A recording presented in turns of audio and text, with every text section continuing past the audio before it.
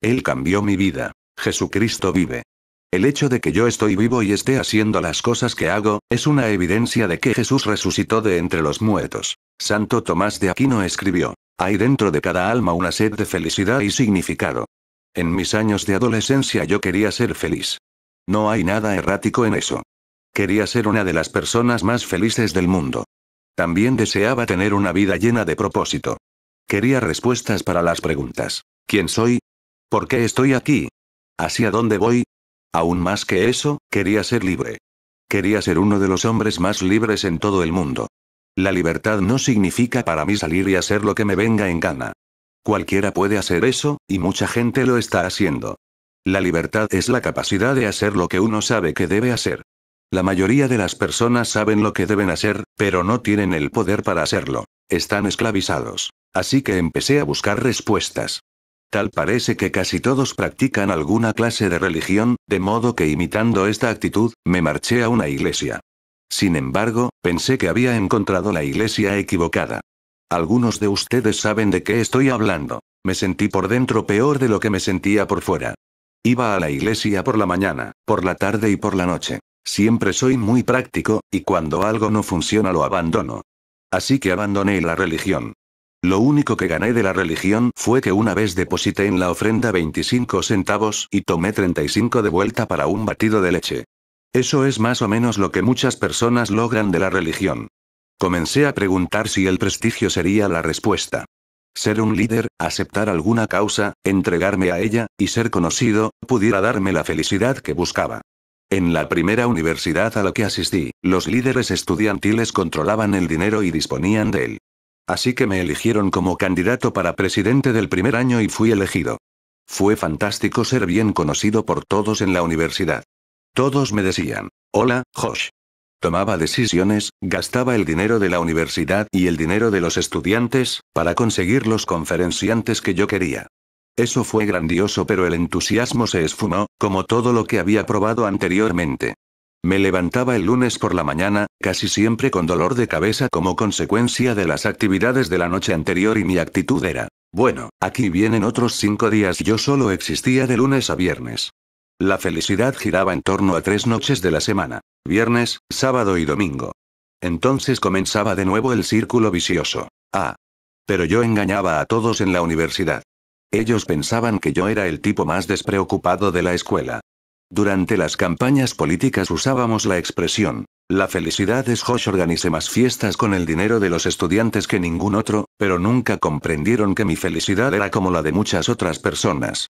Dependía de mis propias circunstancias.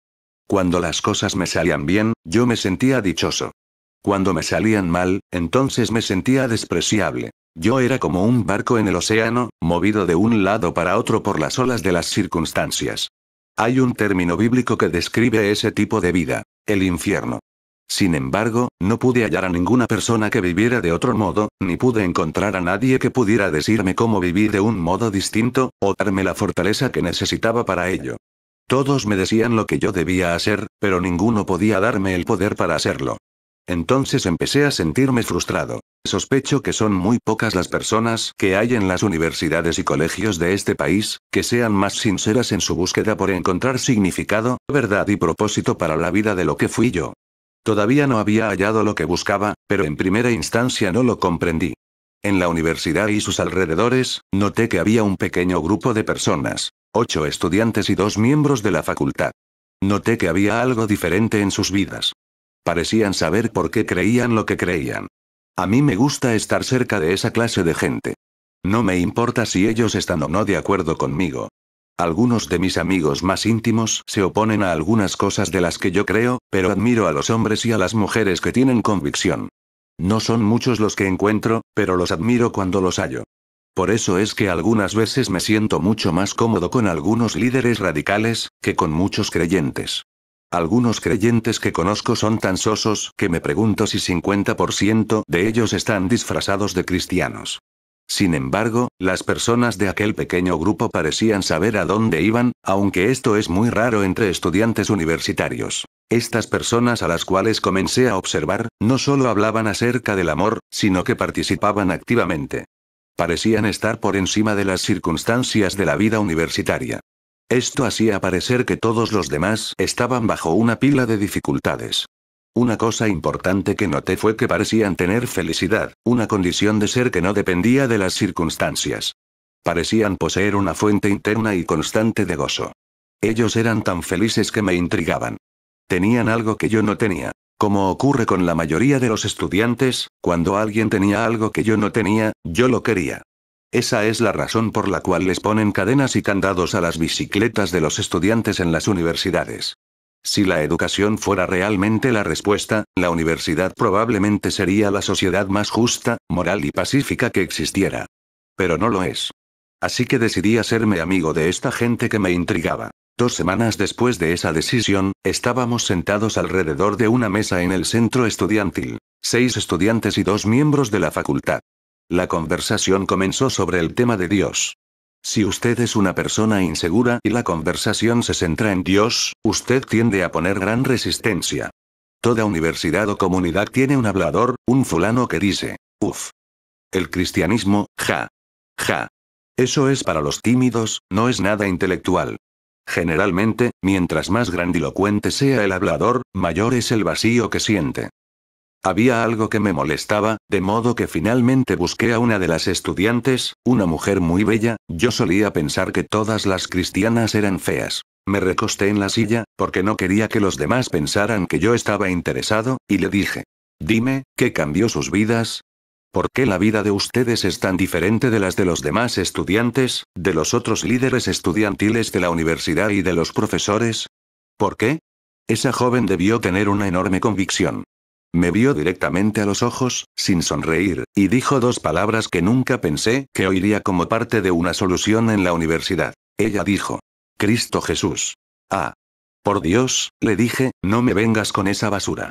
Estoy harto de religión. Estoy harto de la iglesia. Estoy harto de la Biblia. No me vengas ahora con basura religiosa. Espera, me replicó como un disparo, no dije religión, dije Jesucristo. Enseguida señaló algo que yo nunca había sabido antes. El cristianismo no es una religión. La religión es el esfuerzo humano por abrirse camino hacia Dios mediante las buenas obras. El cristianismo es Dios buscando a los hombres y mujeres a través de Jesucristo, ofreciéndoles una comunión con Él mismo. Probablemente hay más personas en las universidades que tienen conceptos equivocados con respecto al cristianismo que en cualquier otra parte del mundo. Recientemente conocí a un auxiliar de cátedra que hizo la observación, en un seminario para graduados, que cualquiera que entra en una iglesia llega a ser cristiano, y yo le respondí: ¿entrar en un garaje lo convierte en automóvil? No hay correlación. Un cristiano es alguien que pone su confianza en Cristo. Mis nuevos amigos me desafiaron intelectualmente a examinar las afirmaciones según las cuales Jesucristo es el Hijo de Dios, que encarnándose, vivió entre hombres y mujeres reales, y murió en la cruz por los pecados de la humanidad, fue sepultado y 3 días después resucitó y puede cambiar la vida de una persona en pleno siglo XX. Yo pensé que eso era una farsa. Es más, creía que la mayoría de los cristianos se estaban volviendo idiotas. Conocía a algunos cristianos y esperaba que alguno de ellos hablara en el salón de clase, para poderlo desarmar por un lado y aniquilarlo por el otro, y así adelantarme al golpe del inseguro profesor. Me imaginaba que si algún cristiano tenía aunque fuera una célula cerebral, esa moriría de soledad. No sabía nada mejor. Sin embargo, esta gente me desafió vez tras vez. Finalmente acepté el desafío, pero lo hice por orgullo, para refutarles. Sin embargo, no sabía que había hechos. No sabía que había evidencias que una persona pudiera evaluar. Finalmente, mi mente llegó a la conclusión de que Jesucristo era quien dijo ser. Efectivamente, lo que yo estaba preparando con mis 2 primeros libros era mi plan de ataque para refutar al cristianismo. Como no logré hacer eso, terminé siendo cristiano, y ya llevo 13 años documentándome sobre por qué creo que la fe en Cristo Jesús es intelectualmente aceptable. En ese tiempo, yo tenía un problema muy serio. Mi mente me decía que todo esto era cierto, pero mi voluntad me empujaba en otra dirección. Descubrí que llegar a ser cristiano era más bien algo que destruía el yo. Jesucristo desafió directamente mi voluntad a que confiara en Él. Permítame parafrasear lo que Él me dijo. Mira. He estado de pie frente a la puerta y constantemente estoy llamando. Si alguno oye que lo estoy llamando, y abre la puerta, yo entraré. Apocalipsis 3:20. No me importaba que Jesucristo hubiera caminado sobre las aguas, o que convirtiese el agua en vino. No estaba interesado en tener un aguafiestas cerca de mí. No podía pensar en una mejor manera de arruinar un buen momento de disfrute que un grupo como ese. De modo que mi mente me decía que el cristianismo era verdadero, pero mi voluntad se iba en otra dirección. Cada vez que me acercaba a aquellos entusiastas cristianos, el conflicto comenzaba. Si usted, estimado lector, ha estado con personas que son felices, mientras usted se siente desgraciado, entenderá cómo pueden fastidiarlo. Ellos se sentían tan felices, y yo tan desdichado, que literalmente me levanté y abandoné el centro de estudiantes. Llegué al extremo en que me acostaba a las 10 de la noche, y no lograba conciliar el sueño sino hasta las 4 de la mañana. Yo sabía que tenía que sacar eso de mi mente para no volverme loco. Yo siempre tenía mi mente abierta, pero no tan abierta como para que se me saliera el cerebro. Como estaba con la mente predispuesta, el 19 de diciembre de 1959, a las 8:30 de la noche, durante mi segundo año en la universidad, llegué a ser cristiano, convirtiéndome a Jesucristo. Alguien me preguntó: ¿y cómo lo sabes? Entonces respondí: mira, yo estaba allí. Mi vida ha cambiado. Esa noche hice oración. Le pedí a Dios 4 cosas para establecer una relación con el resucitado, con el Cristo vivo, las cuales desde entonces han transformado mi vida. Primero dije: Señor Jesús, te doy gracias porque moriste en la cruz por mí. En segundo lugar, le dije: te confieso todas las cosas que hay en mi vida que Él cambió mi vida. 117. No te agradan, y te pido que me perdones y purifiques. La Biblia dice: si vuestros pecados fueren como la grana, como la nieve serán emblanquecidos. Isaías 1:18. En tercer lugar, le dije: ahora mismo, de acuerdo a la mejor manera que lo he entendido, te abro la puerta de mi corazón y de mi vida, y creo en ti como mi Salvador y Señor. Toma el control de mi vida. Cámbiame desde adentro.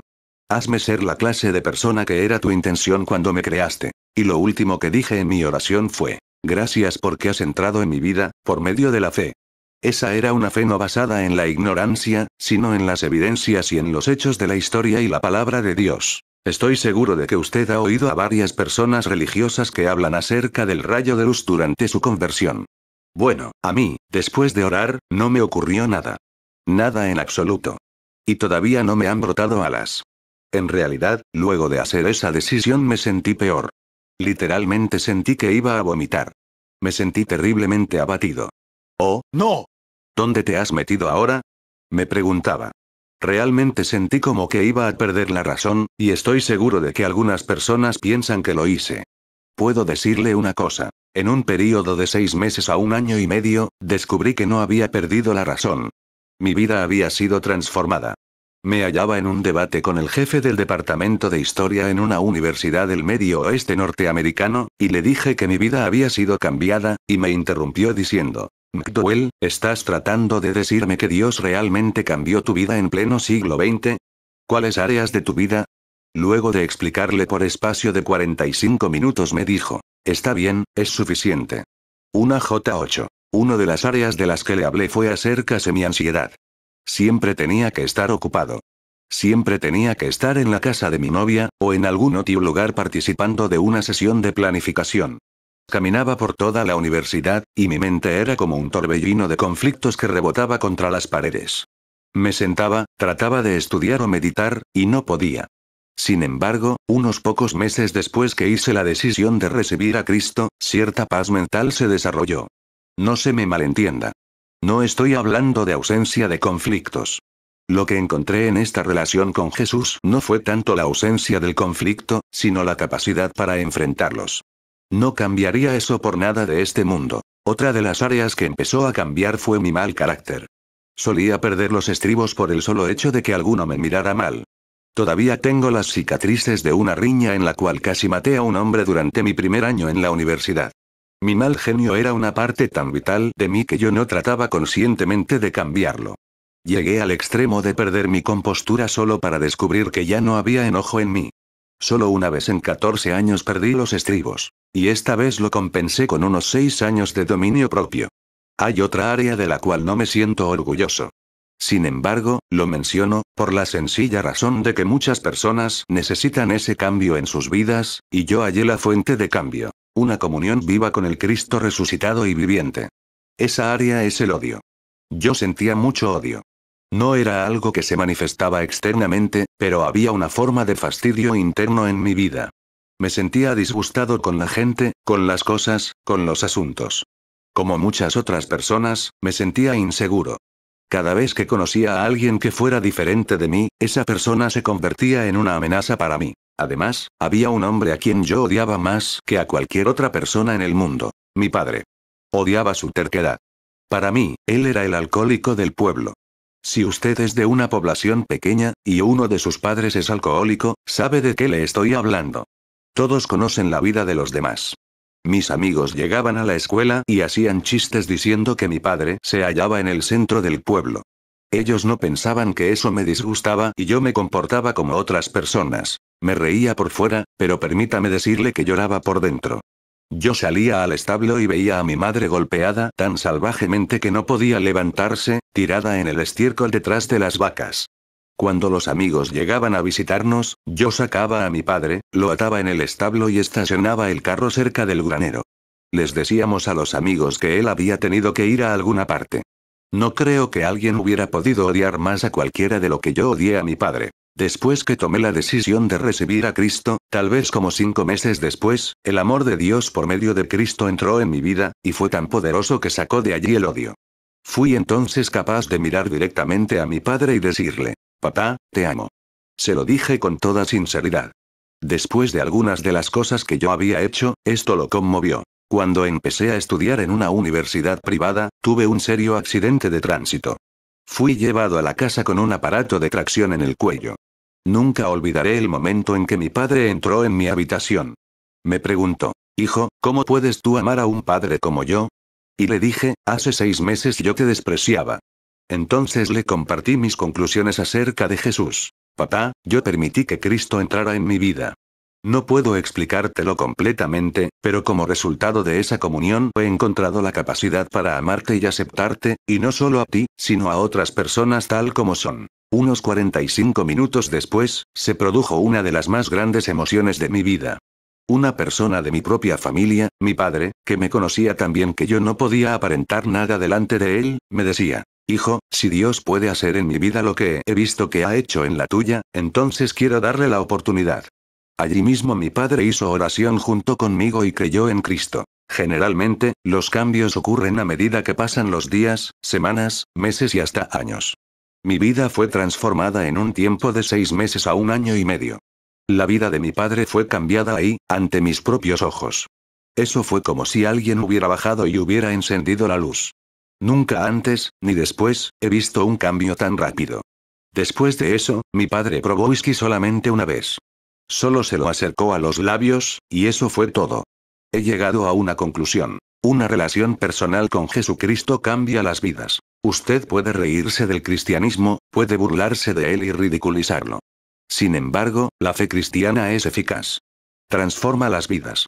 Si usted confía en Cristo, comience a observar sus actitudes y acciones, pues Jesucristo está ocupado en cambiar vidas. A pesar de todo, el cristianismo no es algo que se puede imponer por la fuerza a los demás. Usted tiene su vida, y yo tengo la mía. Lo único que tengo que hacer es compartirle lo que he aprendido. Después de eso, es usted quien debe decidir. Tal vez la oración que yo pronuncie podría ayudarle. Señor Jesús, te necesito. Gracias por haber muerto en la cruz por mí, perdóname y límpiame. En este mismo instante confío en ti como Salvador y Señor, hazme la clase de persona que tú quieres que yo sea. En el nombre de Cristo. Amén.